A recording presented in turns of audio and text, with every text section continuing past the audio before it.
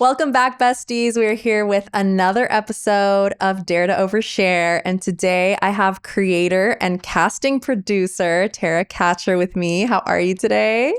I'm good. Excited to chat with you. Thanks for asking me to come on. Yeah, of course. So before we get started with the overshares and the hot takes, which you have plenty, I want to do a vibe check and ask you how you're feeling. Now, before we even started the podcast, you were telling me on your way over here, somebody's trying to crash into you and this whole thing. So I just want to check in about how your emotions are, your mental, your physical. How are you feeling? I think I'm, good. Thanks for letting me take a second. I feel a little bit better. Had my little drink and all good. Good. Okay, cool. So I want to get into our first overshare today. So what I'm going to do is I'm going to read the headline of what you shared with me, and then you can go ahead and elaborate and we can just get into these stories. You ready? Sure. Okay, so the first overshare is all my childhood best friends stood me up for my wedding. And when I heard this, when I read this, I was like, what? Jaw dropped. So it's pretty complex, and I don't know how much time we have to get all into it today, but I was originally getting married in Europe September of 2023. Now, before this, I was like last of my friend group, to get married and all the things. I mean, planning bachelorette parties, going to their weddings all over the country. Of course, nothing's local, you know what I mean? So, doing all the things that I love celebrating people. So that wasn't even was not even something I would consider not being a part of were my best friend's weddings, right? And then it comes to be your turn and you never in a million years expect that you might not get the same in return. Like it was pretty shocking that they just and there's still like really no closure, but everyone kind of dipped out during my wedding planning years. Now, I was planning a wedding for 2 years and my wedding was actually canceled 5 weeks out. Maybe a couple of them would have came to that first wedding 1.0, as I say, but nobody had plane tickets even 5 weeks out. And nobody came on my bachelorette parties. Nobody came. Like, to me, it's like it's one thing even if you didn't come. We had family that we knew that was going to be part of having a wedding, like a destination wedding. I absolutely knew that would be part of it, but I guess I don't know. I've like still kind of at a loss of words about everything because it was. So it sounds crazy. Yeah, and I had even a friend. So then it got postponed a year later. So everybody had plenty of time to like readjust. Of course, all your bridesmaids are the first people you're like, here's the date that I'm considering. Maybe I'll do it around a holiday or Labor Day just because it's better for Americans and travel. Like I can't do this without my best friends, and I want them there. So I'm trying to do, of course, what's better for everyone else. And everybody just had different agendas and didn't really care. And including even I had one friend who a month before wedding 2.0, the one that actually happened, said she forgot my wedding date and was asking, that was her excuse. She was like, well, I only get one day off of work. And I'm like, my wedding's literally in a month. Like, when were you going to tell me that you weren't coming? You had all these weird excuses, and she lives in Europe. So it was like literally we were on the same time zone and it was a 2-hour flight. So just weird things happen. I feel like when you get married, but it's you're like grieving what once was, accepting what is. It always like works out, but it's like a big grieving time, I feel like. Did the first time you said it got canceled and postponed, did it get canceled because of the people not showing up? No, that's like a whole other story. It's separate. Yeah, it got canceled because actually my husband's green card started processing and his travel paperwork got completely not sent with his new document. So his old travel paperwork was like delayed by like 3 months. So we couldn't leave. If we left the country, he'd be banned for 5 to 10 years upon returning. Gosh. And we found out 5 weeks before his green card actually started processing. And that's when we found out. It's crazy, all these turn of events. It's like your first wedding has to get canceled because of this green card issue, and then It's like maybe the couple of the friends would have went to the first one. I can't speak for them because it didn't happen. But of course, I had to call and tell them all nobody had plane tickets. So I think that they just got off easy by being like, oh, we all would have been there if it was the first time. And it's like, would have you really? Because like nobody was even in my life. Like, so, I mean, of course, I had a lot of friends and family who also weren't able to make it, who are still in my life, who I love, like who you can feel when they don't want to be there, like when they don't want to support you, they don't, I mean, it's so were these childhood best friends people that you were still in touch with recently as an adult, or were they more so people that, so they weren't just people that you knew when you were younger? In all their weddings, I'd plan their bachelorette parties. We've, invite them to like, we visit each other. I've gone for their baby showers, for their when they bought a home, like all their big things, and then it's like happened to me. It's like, it's just mind blowing that. And of course you can't stop your life for other people. I know people are starting their new chapters and having babies and all that. I guess just for me, there's certain people in your life that to me, that is like non-negotiable, like your sisters, you know what I mean? Like you just would. So on such an important event, Yeah, that you knew was so affected that was then postponed for a whole year. You had a whole year to then refigure it out or change your things to make sure that you were there for me after I expressed. I really like needed them there, wanted them there. And of course, some people had different things, of course, whatever, but you just know, you like feel the vibe. So did you call them out and have a conversation individually about it at all?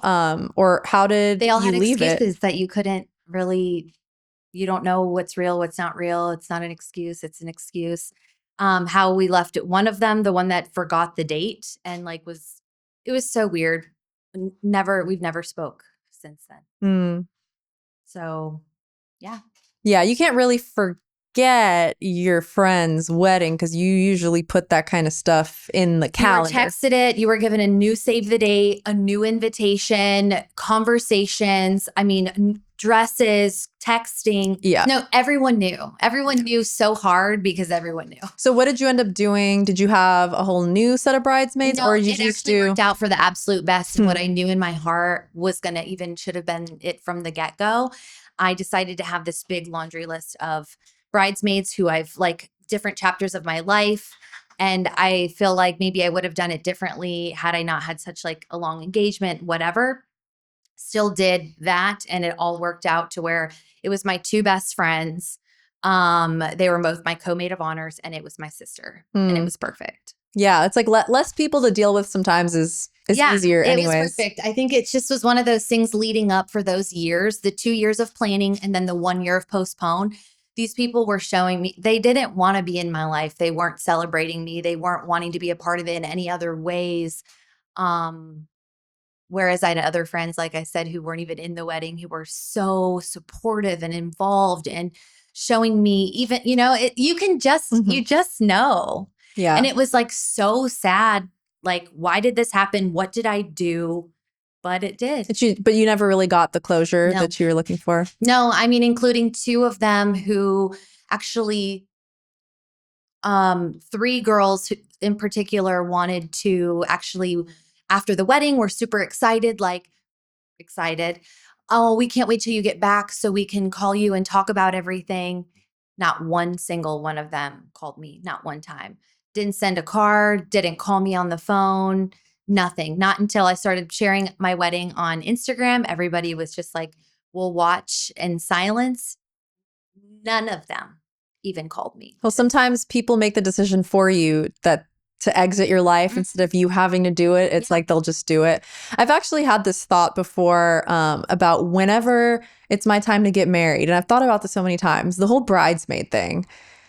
How do we choose? Because, okay, so there's 2 things you can do. You can either go with people that you've known the longest, that you've known that The you've traditional way. that which you've is- gone, you've gone through things with them. They've seen you grow up and Yep. whatever. But what if those people aren't really that close to you now versus there Yep. might be somebody who I met 6 months ago that you're closer to. who's in become your like my life. sister, Yeah. but I haven't known her for 20 years. So Mhm. in my mind, I was like, well, whenever the time comes that I need to make these Then decisions. make that decision then. And Right. it's something that I think now hindsight is 2020. I would have done it. The way that it ended up is how I would have done it. And I wish I would have done it because that's what I knew in my heart. But like you're saying, I thought I was doing it like the old school traditional way. I love these girls and they've been in different stages of my life and we are in each other's life. I've been through all of their stuff in their life.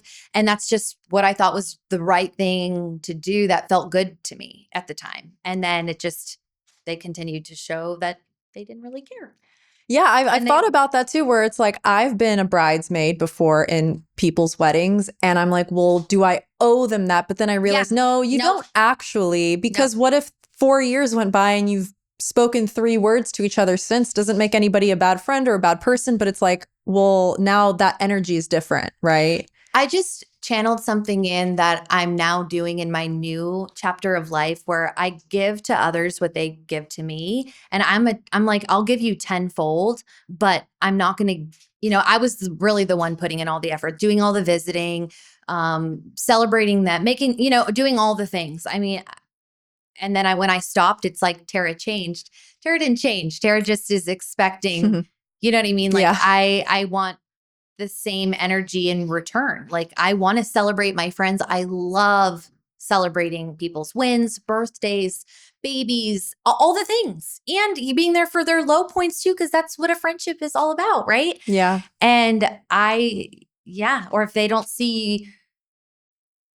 Yeah. What's the one thing, if you could take away that you've learned, a lesson that you've applied to your life from that entire situation? Lesson. Because everything in life is a learning lesson, you know? I would say like when someone shows you kind of who they are, listen. And don't keep trying to think, almost give them excuses for different things because I feel like if it were me and I kept putting it in perspective and even talking to my therapist and everything of like, why am I so different? Why am I and why did this all of them did the same thing to me? I get no one needs to not have babies and move and have houses and money. But if it were me, like I just would have found a way.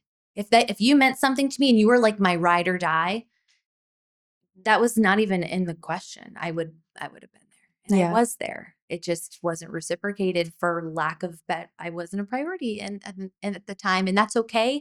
I'm just learning to focus on friends and people who make me a priority because that's how Good. And that's the lesson that you took away, is to only associate yourself with people who make you a priority in their life. And so from the darkness comes the light. Yes. All right, let's move on to our next overshare, which is, I'm paraphrasing. You said, my mom is a dual diagnosed addict and I've been the mom in my family for more than 10 years. That's a lot. So let's break it down and let's talk about from as much as you want to share about it. I mean, gosh, I haven't actually shared this anywhere, or really a lot of people don't know this side of my life. But I was raised by a single mom and my dad passed away when I was almost 5 and she was superhero mom and I think never really, dealt with some of her grievances and different traumas and got through school. I have a little sister and what do they call it? Empty nester syndrome and whatnot. Yeah, just like a different, she ended up getting on medication to kind of like level out life and continue on. And then when you are on medication, it's really actually only taking you to about 60%. The idea is that it puts you over the edge so that you yourself can do the other 40 from bathing to going to the gym, making yourself meals, the basic stuff. But she just kind of coasted at 60. And medication also is not going to like be the fix, you kind of have to work on yourself and Yeah, your body gets used to certain things, and then you have to partner it with more and more and more, doctor shopping. Um, then you start drinking to try to have the same effects, and it's a disaster. So what does dual diagnosed mean for those that don't know what that term? It means that you actually need the medication that you're addicted to. So Mm. you're not just an addict. You also have mental health complications that you could really benefit by having medication. But you have to go the hard way because you actually need to get off all medication or get on medication safely, where you're with at a facility where somebody is giving you meds timed to reprogram your brain to then also leave and get off medication. So what we've done over the course of the last 12 years is she would get on medication, be doing better because it does help her, and then go home. And then it's just a matter of time before one bad day, instead of taking what you're prescribed, she would learn her special concoction, if you will, and then you're out of medication, and then you're over medicated, and then you're taking with something else. Now I can't sleep because I just slept all day, and then the doctor, is then giving you sleeping pills, and no one knows because she lives alone, and it's just like a cycle that never ends. So, we decided that this time would be the one time we would try something that we've never tried, because I'm not going to be delusional anymore. And I'm like, if it means we had to give my mom kind of an ultimatum, my sister and I, very hard conversation that we had to have, and was like, we're going to try something we've never done, and no more meds. People do it every day. Might take you double the time, but let's go, because we can't like keep repeating. But it's tough, right? Like, it's so hard because then you see them struggling and you don't want them to struggle, and like they will do certain things to just feel better. Like, she just wants to feel better, and that's the hardest part, is Yeah. they're not it's a little bit different than being like a heroin addict or something like that. It's more, they didn't deal with certain things that makes them feel uncomfortable, and being unmasked is super vulnerable to them. And she, yeah, has had to deal with some things that maybe she never did, because you have no substance kind of. Was it like a depression, anxiety type of thing diagnosis? Yeah, and then borderline personality disorder and different things after there were no more meds, because symptoms were coming forward that um she's never shown before, because she's always been masked with a substance. So walk me through this ultimatum that you and your sister gave her. When was it, and how did you bring yourself to do it? What did you say? How did she react? I mean, she knew what it was after my wedding in like October time. And then it kind of came up very harshly in March. Oh, so this And was recent. yeah, this is like actually happening in real Oh, time. I don't know why in my mind this seemed like something from when you were a kid. Oh, But no, you're this is talking happening about, right now. wow, okay. Yeah, I'm like actively going through this. That's why I Wow. was like, Thanks for being so vulnerable, because I know it's not hard. It's not Mhm. easy. It's like Yeah, happening to you like right now. she's actually been in rehab for almost a year now in Mm. Southern California. Um, it's tough. It's very expensive. It's very like, I'm trying to live my life. I'm a newlywed. We are trying to start we all, and then I have this thing too. So it's, you And never you're know. funding it and you're helping her with that. She's funding it, but I mean, I'm here. Every phone call from any random number you answer, it could be a random sober nurse in an AA that my mom is, it's just, I've been through it all. Yeah. So when you were younger, you felt like you had to take on the mom role because you said you have a younger sister? No, this has all been in the last 12 years. Mm. Yeah. None of this was going on when we were younger. Okay, so that's interesting, because it's usually whenever I hear stories like this, it's always, oh, when I was younger, I had to deal with this, or I had to step up and be the parent. But you're saying this is like kind of more of a recent thing. Yeah.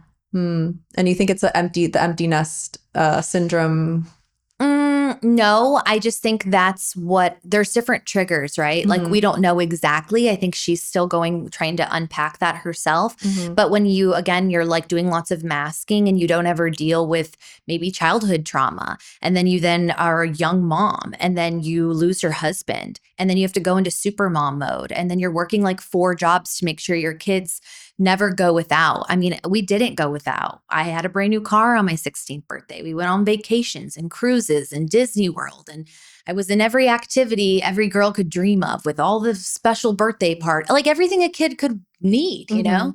And I look at her now and always remind her, like, I don't know how you did that. But she was just go, go, go, go, go, and never like slowed down to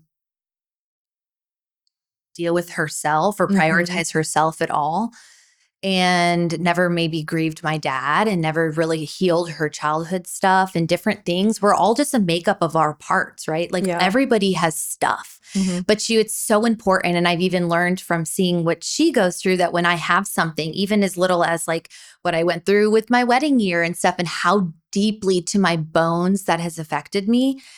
I mean, I grieved like deaths, you know? And so I don't want to just push it aside. I had to deal with it, even if I'm not going to get certain closure, because I don't want to do that. I don't want 10 years to go by and have like resentment and anger in my heart. And sometimes it's just so important to deal with your stuff. Yeah, because I think it causes disease when you don't, right? When you harbor anger, you harbor resentment. And she got breast cancer in 2020, and just I mean, it's like the textbook epitome everything, you know, but she's also been given, she's like a cat with 9 lives, I tell her, because she's been given so many chances that it's time that she listens and finds a new way. Well, I'm praying for you and for her, and I hope that everything turns out exactly as it should. And thank you. And I know it's not easy to deal with. It is. It's tough because, you know, I'm in that phase where I can't really ever take my cape off, as I always say. And, you know, you think about being a mom and stuff someday, and it does. It like affects you, because I have to be the mom kind of for everyone and be everybody's research and phone calls and appointments and this. I'm like, how could I quite literally do this? I want like a break, you know? So it's a lot. But there's a time. Well, I'm going to give you a hug after the show, and we're going to hug it out, and I know sometimes it gets tiring to hear everything's going to be okay, but the only way I get through stuff is to tell myself everything's going to be okay. It will. Or it will at least be whatever it's supposed to be at the time. It has to. So, or I mean, like they say, God gives his like the biggest battles to his strongest soldiers. And sometimes I'm like, can I get off the list this year? Like, when does it, like, I want to get off the list. And then a lot of people assume, because I try to be vibrant and keep going and I'm really resilient, and that Tara's just always fine. Some days I'm like, that's how I keep going. But some days you know. Yeah, I was talking about this yesterday with my boyfriend. I was just saying how sometimes I'm just tired of keeping it all together, because I'm very positive. If anyone knows me, I'm very uplifting. I always uplift others. Yes. And to be fair, that's my true nature. I am a joyful person. I am a happy person, all those things. But, you know, going through, and we're going to get into this next, but going through some health stuff that, you know, you're going through some health stuff, I'm going through some health stuff. And sometimes it's just hard to keep it together and have a smile on my face. Sometimes I just want to be like, why is this happening to me? And just get it out. And then I'm fine. And then I'm like, okay, I just got it out. Cool. Shake it out. And so it's okay. It's like, you know, being those positive people on social media, or positive to all our friends. They just assume that like you can handle it. You're good. We have no problems at all. No problems in our life. But it's like, actually I have a lot of problems, but I don't make it a part of my identity. I see life as like a pizza, and they're just different slices of my life. I don't want it to like define me or my future or my life or my choices, even though it does affect me like morning till night, like phone calls, doctors, not sleeping, anxiety, a million things. You just have to continue to do something for yourself. Like, you have to be so mindful, because otherwise it'll consume you. So let's get into, now that we're talking about this health stuff, your third overshare. You said, I've had colonoscopies since I was 24, which is pretty uncommon, right? To get them so young. Yeah. So let's talk about it. Yeah. So actually, this reoccurring symptoms that I've had with my gut. It actually saved my life because so when I was 24, I was working out a lot. I was training to be a soul cycle instructor. I was like trying to like get super in shape and dieting and all the things. I was eating like a bird. And I had gained like probably 20 pounds to a point where every time I ate, my stomach blew up and I was so uncomfortable, so everything. No doctor knew what was wrong. I think I saw like 6 different specialists. I was getting pricked with needles, like to see if I had a food sensitivity. Was I allergic to something, celiac disease, like all the basic stuff. And I was like, no, no, no, no, no. And I was just at my breaking point. So I finally found this really amazing internalist who brought me to a really good GI doctor. And he suggested that based on my family history, because my dad actually passed away at 39 with colon cancer. And he, like most people, you don't get colonoscopies under the age of like 50 or something, 55. I don't even know. It's not 30. And actually, polyps take 10 years to develop into colon cancer. And once they've developed, you are stage 4 and you're at a point of no return and you don't have any symptoms until you're stage 4. So that's exactly what happened to him. And from me having like digestive issues in my gut and this and like what's wrong with me and I'm gaining weight and I can't digest my food and blah, blah, blah, has led me to getting an endoscope and a colonoscopy where they found all of these polyps. And literally, because we found the polyps, I'm so grateful. And I tell everybody, even if you don't think, just go get a stinking colonoscopy. And if you don't want to do it again for 5 years, don't. Because it could quite literally save your life. And it saved mine because so what you're saying, I go every year. Or go ahead. Oh no, I was clarifying. So what you're saying is if you have these polyps, but you don't get a colonoscopy and you just don't know, you have no idea, the only way that a regular person would find out is when it's quote unquote too late. Yes. Like unless you literally go to your doctor and ask to get one. Yeah, you might have different symptoms of different things, but the polyps, I mean, they 9 times out of 10 turn into a form of colon cancer. And it usually takes 10 years for a polyp to develop. And it's like, I mean, it's pretty much a 99% chance that they will. That's what a polyp is. It's a growth and they all grow. And that's what colon cancer is. So they were able to, how do they get that? Do they just cut it out of you? They take them out immediately. And I go every year. I actually have to go like in a week or so, but I go every year. And if I have nothing, then I'll go every other year. And I just completely go off the regimen of whatever my doctor says. So I would tell everybody to go. You're not going to know. You don't feel any different. It's not a big deal. The prep sucks. Who cares? So does everything else. What does the prep involve? It's too many details. The prep just involves cleaning you out. I mean, you have to be on a clear diet and you just drink water, have jellos and different things. You're fine. We can all fast for a day. And yeah, they want to be, your colon needs to be completely. So it's just basically a day of fasting and then you go in, and cleaning and just be at home. Be at home next to a toilet. Yeah. And but it's not a big deal. Yeah, it's just one day. Yeah. And then you go in, they look. It's a 20-minute procedure, check. You go to sleep. I always do the twilight one. You're not even fully out. But I mean, it feels like anesthesia, but like you're not. Yeah.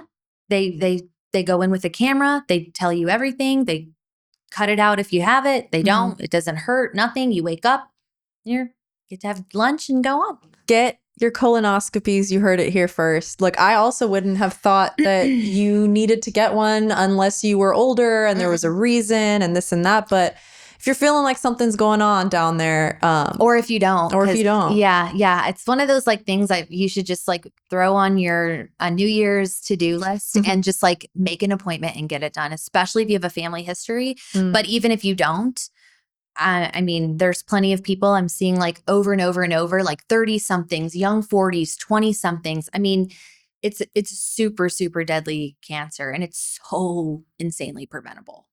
Yeah, that's good to know that at least if you do go and check in advance that it's not anything to be afraid of and you can get rid of it. And that led me all because I was from another issue, which now 12 years later, I've had to like literally get my PhD and become my own advocate. Not actually, but that's how I feel Yeah. because nobody, not even at that moment in time, did they tell me. They did tell me about the low FODMAP diet because they're like, I think you have like a bacterial overgrowth in your gut.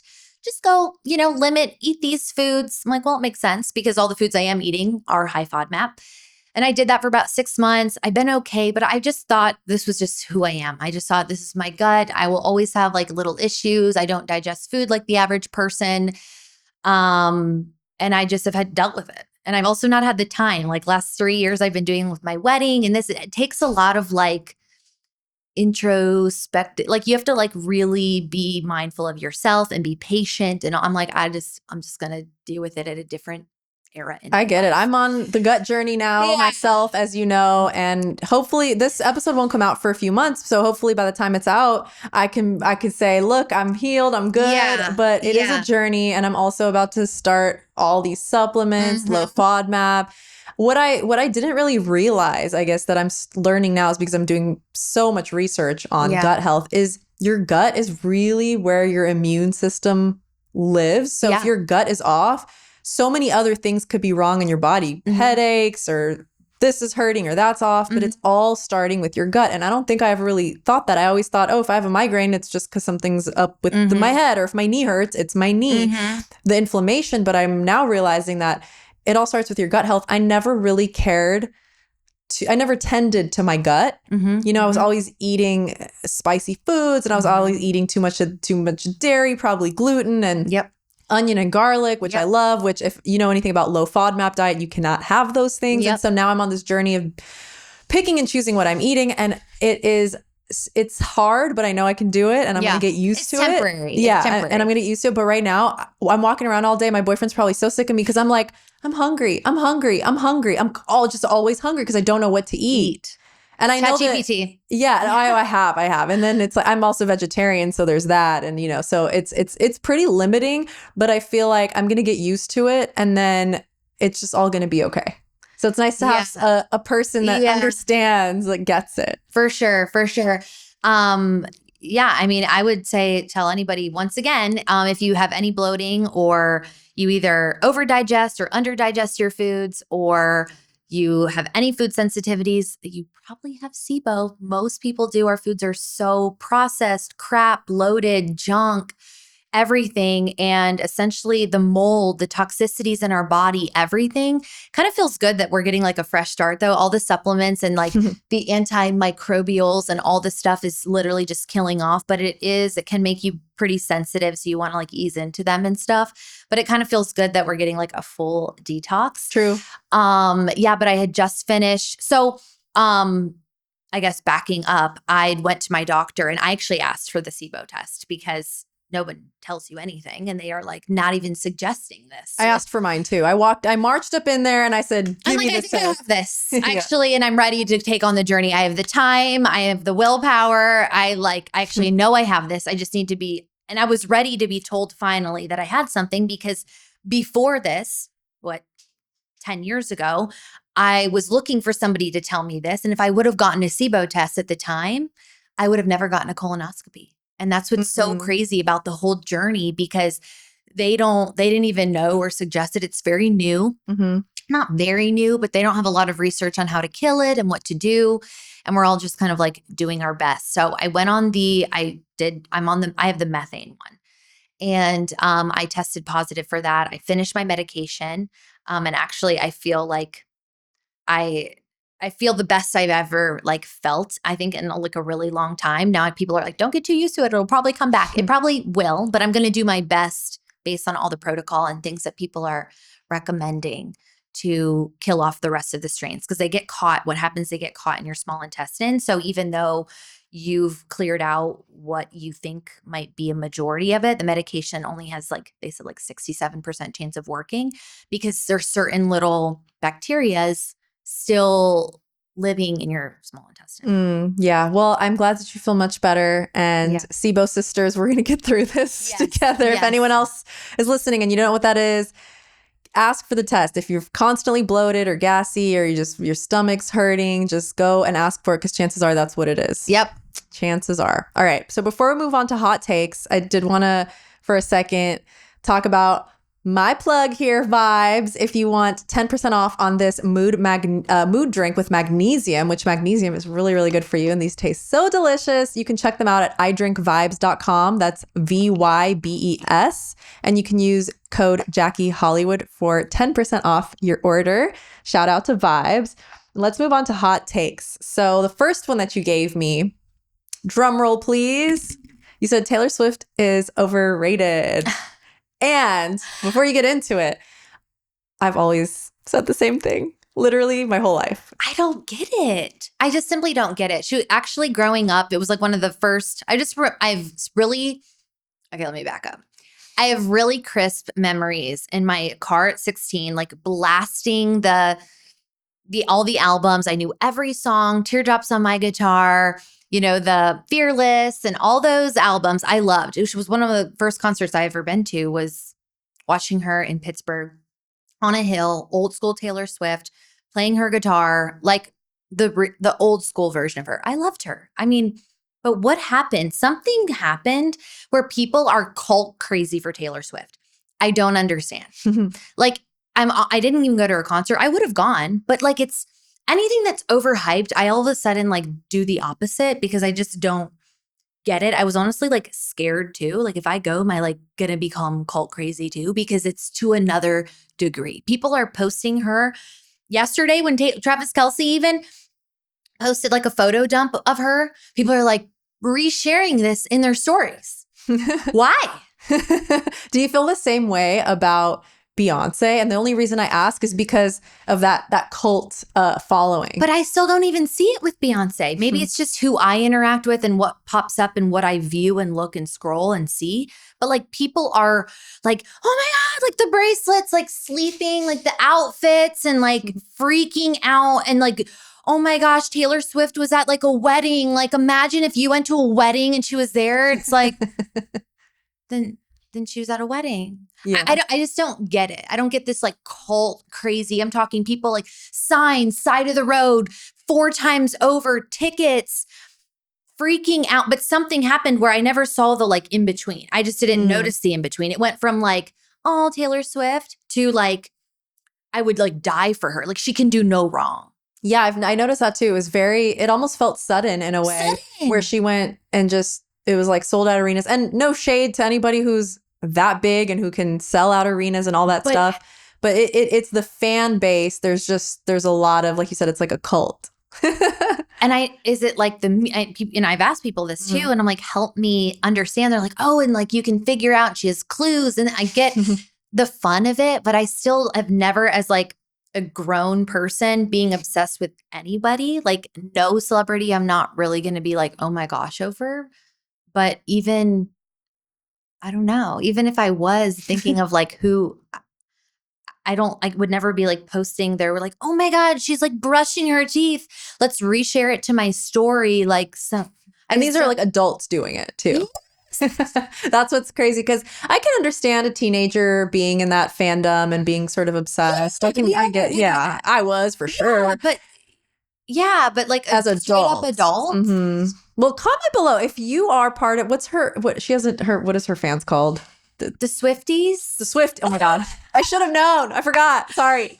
If you're a Swiftie, no shade to you. We're not hating on you. We actually want to understand you. So please leave us a comment and let us know what it is exactly that makes you feel some type of way. Because I mean, like going multiple times, and isn't like one enough? It's the same. I don't get it. I do not understand. I think people, maybe in psychology, I don't know, I'm not a psychologist, but I think people want to feel like they're a part of something, and it makes them feel maybe like they're in this community. And sometimes when you don't have a bigger purpose that you know of in life, like you're a little bit lost, or you don't know what your purpose is, you latch on to something else, and that something else may be this community of other people who like the same stuff as you. So now all you can relate to is the thing that you guys all relate to. I don't know. I'm just making this up. Maybe like I see people do this with like sports, but this is past like being like a sport lover. This is like next level.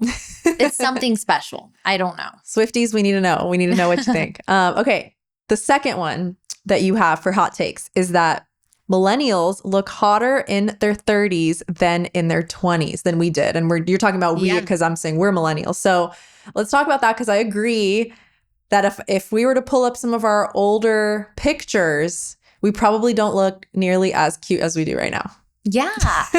I'd say like, I think this is one of the things that like social media, the internet, information has helped society learn about, is like the overall learning to change our health sooner, than like our parents learning it maybe when they were 20 years after we are. We weren't perfect, but I always say like if you're doing your best and you're making adjustments, you're doing better than a lot of other people. Mm-hmm. And just learning, like healthy alternatives to food, our lifestyle, just different regimens like of what you can do to your skin, and that it's like,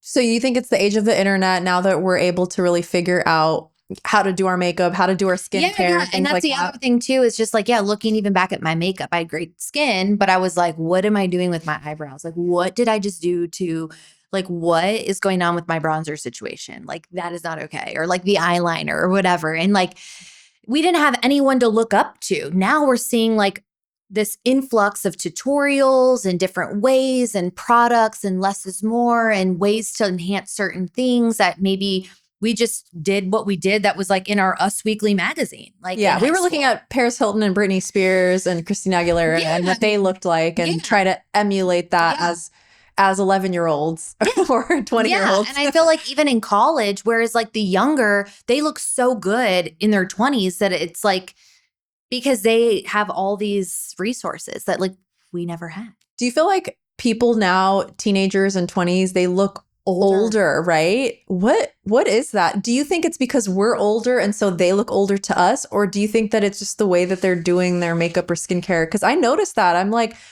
you're that age? When I was younger, I don't know. We just didn't look like that. I agree. I think a lot of it too is like the beauty standard, taking it to another level where they're doing like fillers to their face and different things that could be aging them. And also, I don't know. I don't know why, but I agree. Yeah, I've noticed that too. Like I'll watch Love Island, right? I'm obsessed. Yeah, I'm so good. I'm obsessed with reality TV, okay? But I'll watch Love Island and they're all in their 20s, right? And I don't know if it's just me looking in the mirror and making things up, but I swear that a lot of them look older than me, and I'm 36. Mm-hmm, and I'm like, is it the fillers and is it all the things that they're doing, or is it just evolution and we're just looking a certain way now? I don't know. I've always really like wondered that. I know. I agree. I think we also are like stuck. Millennials are like stuck where we got some years robbed from us. We like we got both of like a childhood and this like new age. We're like the only generation that kind of got both. And I feel like we want to stay young and fresh, and we are open to just different alternatives, like, gouacheing our face and doing all the things that I think they just kind of don't care. They're just, but I don't know. I don't know the answer. I agree with you though. Yeah. How do you feel about, let's just talk about aging in general, because there's this whole thing, especially with women, it's a little different in men, but always trying to stay young and be youthful and get this procedure and that procedure versus there are some people who they're like, I'm just going to age the way I age. I'm just going to let the hair be white. I'm going to let the wrinkles wrinkle, whatever. What's your take on that? What do you think? I think, you take your car to get detailed into the car wash. So why would I not do the same thing to myself? I'm not trying to like, cut and paste my face. But if I can do something after a summer of skin damage, you will look brighter and better and more youthful by doing maybe a chemical peel in the fall or doing a little laser treatment that makes you rejuvenated. I think that it's not actually have anything to do with aging. It has to do with taking care of yourself. And that's where it became taboo of like, you're trying to change your appearance. It's like, no, I just want to invest in my face and what makes me look good and the reflection I have in the mirror. And we do the same thing with our house, with our car, with any of our possessions. Why would we not do it to That's true. I never thought about it like getting your car detailed or car washed. It's maintenance. Yeah. You get your hair colored, whatever. and that's your choice. Like you can, if you want to let your hair, do whatever. I mean, we all just make choices that help bring out our features or what makes us Yeah, feel I good, see. I see some women and men rocking that salt, pepper, rocking that white hair, kind of young-ish. And sometimes I look and I'm like, you look really good. Like that suits you so well. But then I think about myself and I'm like, I don't know if I want that. Yeah, I don't know if I want to do that. But I might change my mind in 20 years. I don't know. Right. So it's a really interesting take. Okay. And then our final hot take of the day is you said the way that your friends treat you on social media is how they feel about you in real life. Oh yeah, gosh. I think when I started posting a little bit more regularly, I'd say in the last 5-6 years, you can just tell, and people that different friends from different stages of your life and people who aren't as active, it costs nothing to support. It's literally like we have little small businesses. It doesn't cost any money to like, to comment, to give you a thumbs up, to cheer you on. But I think knowing what a lot of people know now, it's very, what I want to say, it's hard to start, right? It's really vulnerable for people to share their life online or share anything online. And I think a lot of people want to do that and don't want to admit it. And I think it's their way of showing they're a little envious or a little maybe jealous of the perks that you have actually earned. If I go to a restaurant and it's free, it's because I've been posting and tagging restaurants for a very long time that I've earned that one meal. You know what I mean? But that's just in my experience, I've always noticed, and it is that way.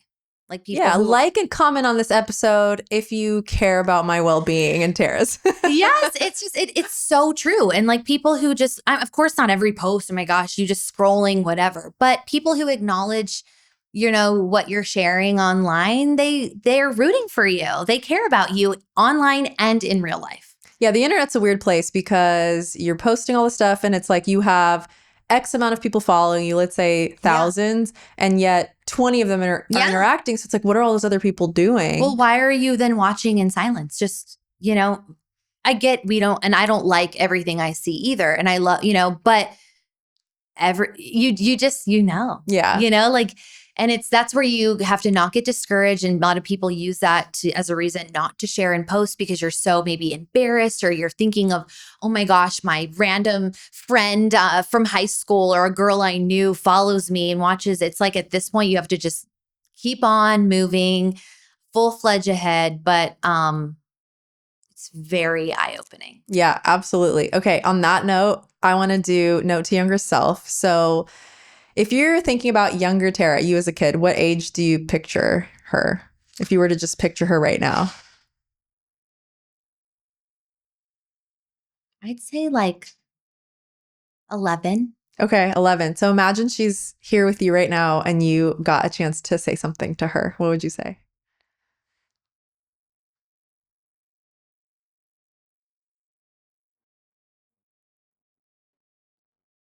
Gosh, they put me on the spot. That's exactly what my last guest said, those exact words. Really? She said, you're going to put me on the spot like that? Oh my gosh, because I could probably think of something really good, but I don't.